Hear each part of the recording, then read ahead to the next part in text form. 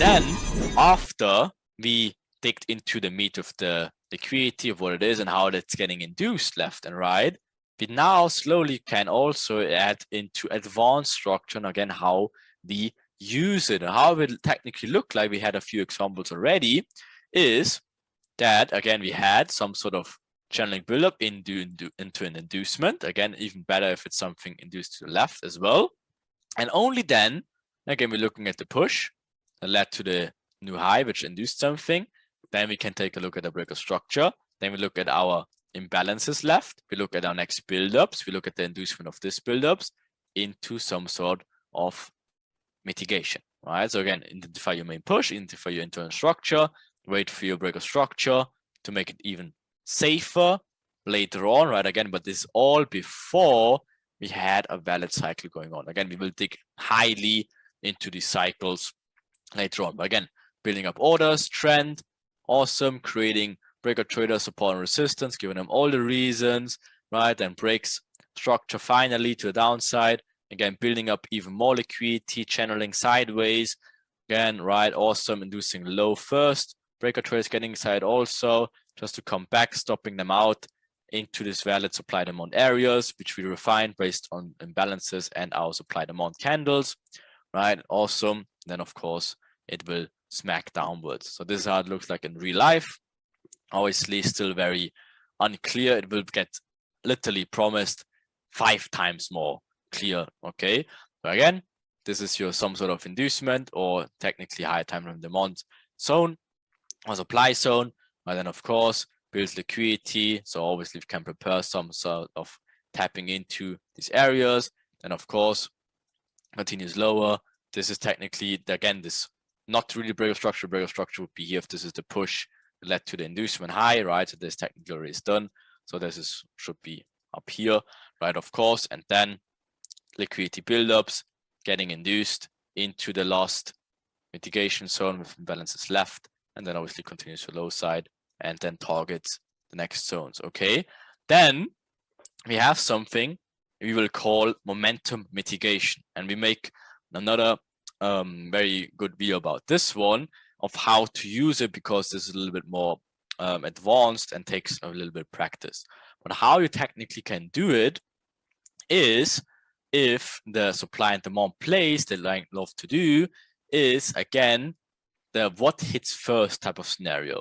So let's say you're having this, again, liquidity buildup in here, but overall this is your perfect zone with imbalances and everything is done in here. This is a proper point of interest. Okay, then again you're having your inducement low, perfect.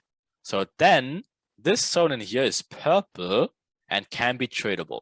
So if you look at this example in here, right, so this is where same scenario, have inducement low of this channel, perfect, giving you a break of structure, and then taps into this zone. But here, notice it missed the zone. Okay, so it's still valid until it hits the next supply area. So the demand is obviously valid until it hits the next valid supply area. Then guess what? Cycle is completed, and we can begin the whole run from before. Channel buildup, equal highs, inducement high into mitigation, obviously later. Break of structure to downside now of this valid cycle inducement, comes back into mitigation, and then guess what? At this moment it taps into supply. This zone in here becomes invalidated. Okay, that again helps you identify the right spots, but obviously we'll dig into it much more later as well, but just a nutshell here. So again, let me just see this one. Okay, so this is the push, obviously huge shelling downwards, building up liquidity, inducing it. Maybe this even taps into something in here, right? But then the moment it induces, or not induces, but breaks of structure, again, this zone is definitely valid to take now until the next supply area, right? And of course, taps into and then the only time you have to be a little bit aware of it is, again, if this is now super valid, break of structure, but now it tapped into, again, demand first, then it comes back into supply. That's, of course, we have to be a little bit more careful. If you just look at these overall plays, but in combination with the inducement would be perfectly fine. Okay, so how would that look like in the charts? Again, exactly like we covered, right? So again, huge shallow buildup of all of a sudden momentum, perfect. Now break structure to the high side, perfect. Inducement is done, comes back, fills the imbalance, then runs until next at least supply areas. And again, technically this push now led to the new highs in here. So this just barely just broke it. Okay, the moment this gets broken in here, this would be a zone you can be interested in to the downside. Okay, then again, this becomes a smart money trap, of course, for later on. Right, again, you see this picture, exactly the same. Okay, so but of course we will spend more time about it later. Right, it's the same thing in here. You see the channel buildup, huge momentum, making people excited to the downside, break structure, comes back, mitigates, fills market efficiently, channels upwards now. Right, where's your inducement? Here's your inducement with speed into some sort of demand areas or supply areas. I'll switch it around, right? And I guess what? That's the push and led to it. Finally gets broken, right? So this is when this one obviously gets immediately invalidated as well, right? Let's say this one tapped into here, it would be valid. Why? Because it never tapped into supply first, and we never had a valid build up before that as well, right? Okay. So then, of course, just delete that.